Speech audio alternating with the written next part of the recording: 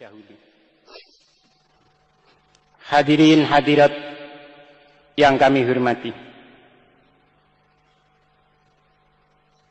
perjuangan Wahidiyah adalah perjuangan yang mengajak umat dan masyarakat dimanapun berada di dalam mendekat kepada Allah, di dalam mendekat kepada Allah melalui Rasulullah Sallallahu Alaihi Wasallam atau Ghausuz Zaman radhiyallahu ta'ala an. Jadi perjuangan Wahidiyah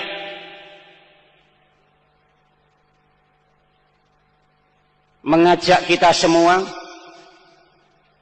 mendekat dan menghadap kepada Allah, tidak secara langsung, namun melalui Rasulullah wa Ghausuz Zaman radhiyallahu ta'ala an. Sehingga kita semua diajarkan doa ya Sayyidi ya Rasulullah atau ya Sayyidi ya ayyuhal Ghaus.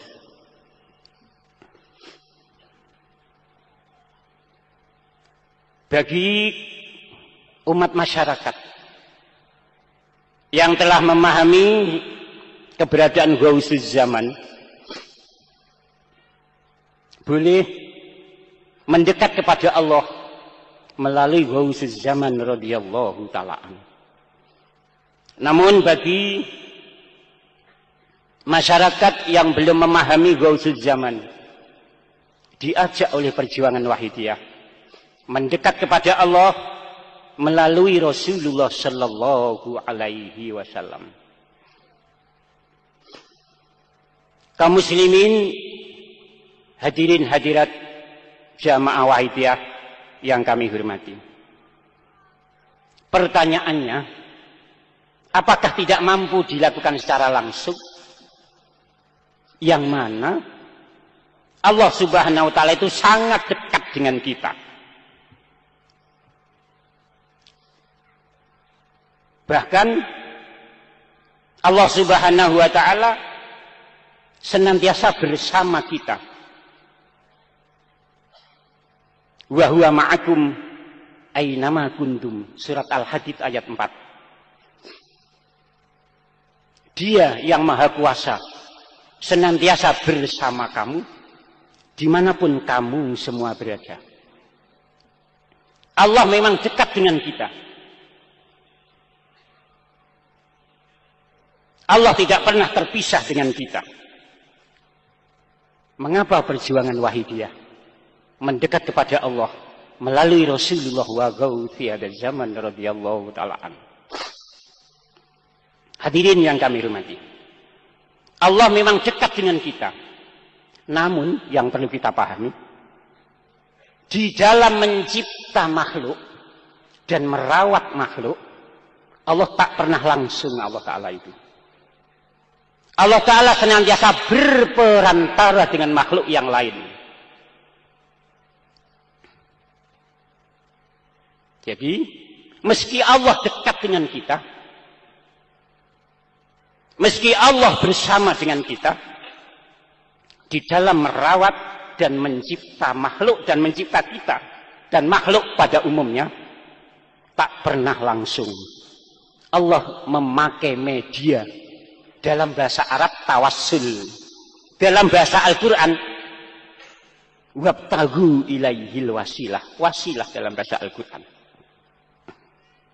Kaum muslimin yang dirahmati oleh Allah, mujahidin mujahidat yang kami hormati, satu contoh di dalam Al-Quran berfirman, wallahu khalaqakum wa ma ta'malun. Allah lah yang menciptakan kamu semua. Namun secara fakta Allah menciptakan kita tidak langsung kita turun dari langit masing-masing satu persatu. Allah menciptakan kita melalui bapak ibu kita.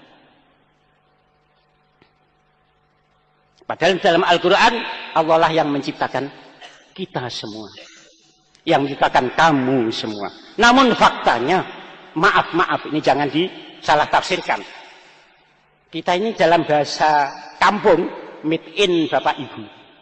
Produk Bapak Ibu. Secara syariah. Secara lahiriah. Namun secara hakikat. Kita dicipta oleh Allah Subhanahu wa ta'ala. Hanya Nabi Adam alaihissalam yang dicipta langsung oleh Allah. Tidak berperantara dengan bapak ibu. Ibu Hawa, ibu moyang kita pun dicipta bertawassul melalui Nabiullah Adam alaihissalam. Ada lagi Nabi Isa alaihissalam bertawassul dengan ibu Maryam tanpa bertawassul dengan bapak Allah Subhanahu wa ta'ala. Ini contoh yang pertama. Contoh-contoh yang kedua bahwa Allah mengelola alam semesta ini meski Allah bersama alam semesta. Namun Allah Ta'ala berperantara juga. Bukannya Allah Ta'ala lemah, bukan. Bukannya Allah Ta'ala tidak kuasa, bukan. Itulah sistem yang dikehendaki. Itulah metode, itulah kurikulum, itulah tarekat yang dikehendaki oleh Allah Subhanahu wa ta'ala. Satu contoh yang sepele lagi. Allah bersama kita. Namun ketika kita mau menghilangkan haus, kita pun harus berwasilah dengan air namanya. Umpama kita salah pemahaman, kita berkata dengan Allah, berdoa, ya Allah, demi menjaga imanku, aku tidak mau wasilah dengan air. Karena engkau dekat dengan aku, hilangkanlah hausku secara langsung. Katanya untuk menjaga supaya tidak syirik kita. Tidak mau wasilah dengan air. Ini pun menyalahi sistem yang dikehendaki oleh Allah Subhanahu wa ta'ala. Kita harus berwasilah dengan makhluk yang bernama air. Kita mohon pertolongan, mohon syafaatnya air. Kalau di bahasa Arab kan, syafaat pertolongan. Kita pun harus minta pertolongan syafaat kepada air. Apalagi Rasulullah SAW. Air pun kita jadikan tawassul dalam mendekat dan mengambil anugerah Allah Subhanahu wa ta'ala. Padahal Allah dekat dengan kita. Haus tidak dihilangkan secara langsung. Hadirin yang kami hormati. Begitu pula contoh yang kecil lagi. Kita semua dari rumah kita masing-masing. Kita sampai di Kedung Lo, bumi lahirnya Sholawat Wahidiyah. Ada sebuah pertanyaan. Kita sampai di sini, Allah yang menyampaikan atau alat transportasi? Ini harus dijawab dengan iman yang semestinya. Iman yang lurus. Bagi yang jauh di luar pulau Jawa, naik pesawat. Pertanyaannya, yang menyampaikan kita sampai ke Kedung Lo, pesawatkah atau Allah?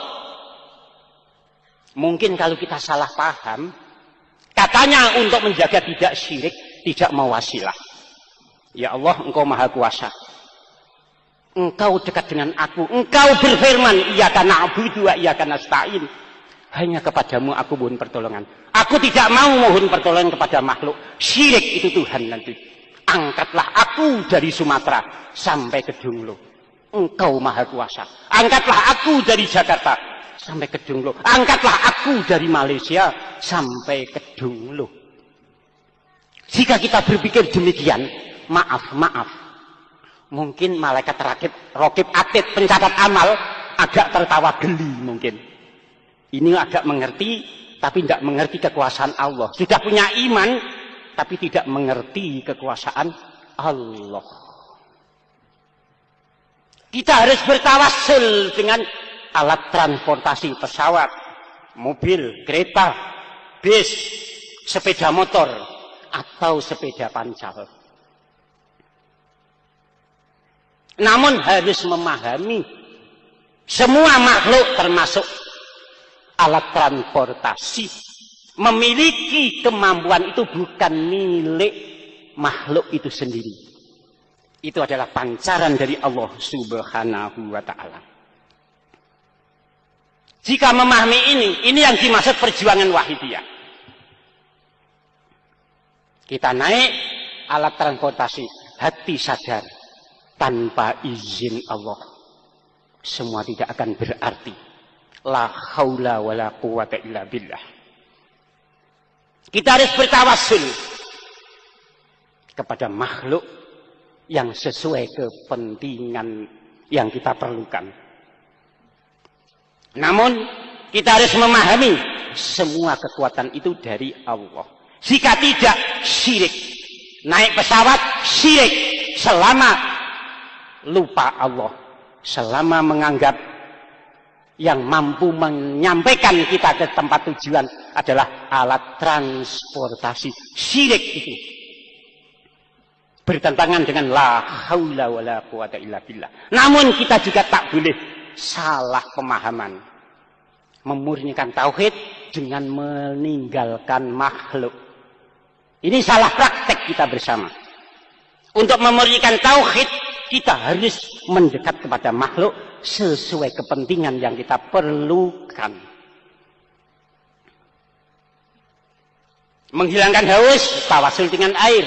Menghilangkan lapar, tawasul dengan nasi, snack, makanan-makanan kecil lainnya. Kita memerlukan ilmu, tawasul dengan guru. Padahal Al-Quran mengatakan alamal insana ma lam ya'lam. Allah lah yang memanggilkan manusia. Surat Al-Qalam itu. Bukan guru, bukan ustadz, bukan kiai. Allah secara hakiki. Namun kita harus bertawassul dengan guru. Makhluk. Hadirin semuanya yang kami hormati. Ada contoh yang lain juga. Allah dekat dengan kita. Namun ketika kita wafat, tidak dicabut sendiri oleh Allah.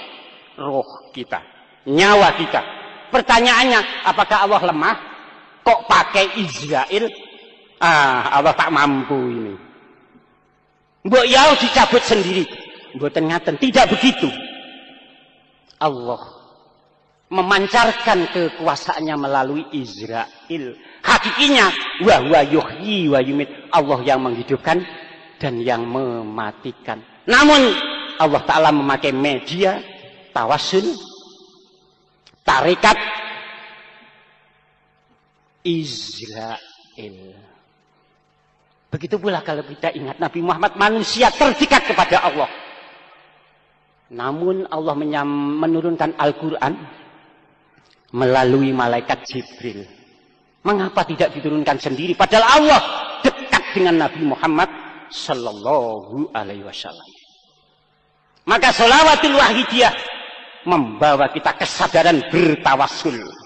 Manusia tidak bisa tanpa tawassul. Tidak bisa tanpa tawassul. Namun harus menyadari prinsip ajaran wahidiyah. La haula wa la quwata illa billah. Lillah dan billah. Jadi kesimpulannya, kita memerlukan apa saja. Meski Allah dekat dengan kita, kita harus berwasilah dengan makhluk yang telah ditentukan Allah. Disinari kekuasaan Allah. Makhluk semua ini tajalli sifat-sifatnya Allah. Banyak hadis yang membahas ini. Hadis riwayat Al-Hakim. Innallaha yatajalla 'alal khalqi ammatan wa yatajalla 'ala Abu Bakrin khassatan. Hadis ini dijadikan panduan utama tarekat Naqsabandi. Allah Ta'ala bertajalli kepada makhluk. Bertajalli itu memancarkan kekuatannya, memancarkan kehendaknya, memancarkan anugerahnya kepada seluruh makhluk. Namun ada yang khusus setelah Rasulullah wafat, bertajalli kepada Sayyidina Abu Bakar radhiyallahu an. Hadis ini menjadi pedoman pokok tarekat Naqsabandiyah. Sehingga tarekat Naqsabandiyah itu sanad mursyidnya tidak ke Sayyidina Ali, tapi ke Sayyidina Abu Bakar As-Siddiq radhiyallahu an. Hadirin jamaah semua yang kami hormati. Seperti panjenengan semua yang jauh dari mimbar ini, panjenengan mendengarkan suara saya bertawassul dengan mikrofon. Tanpa mikrofon panjenengan mboten mendengar. Demikian pula kekuasaan Allah kepada kita semua. Maka di dalam Al-Quran ada firman, ya ayyuhalladzina amanu taqullaha wabtaghu ilaihil wasilah wajahidu fi sabilihi la'allakum tuflihun. Kamu bertakwa, wahai orang-orang yang beriman, dan carilah wasilah. Manusia tidak mungkin tanpa berwasilah. Hadirin semuanya yang kau hormati. Sekarang lantas di mana posisi Rasulullah? Di mana posisi Ghausya Zaman radhiyallahu taala?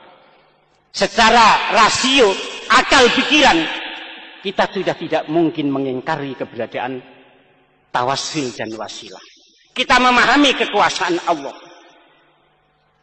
yang menaungi semesta jagat raya ini. Di mana posisi Rasulullah wa Ghausya Zaman radhiyallahu taala? Insya Allah jika kita membahas begini, tidak ada kata syirik. Banyak orang mengatakan wirid ya Sayyidi Allah syirik. Lebih-lebih ya Sayyidi ya Ayal Ghaus. Karena tak memahami wujud tawasul. Meski mereka melakukannya, namun tak memahami keberadaan tawasul yang menjadi fakta kehidupan.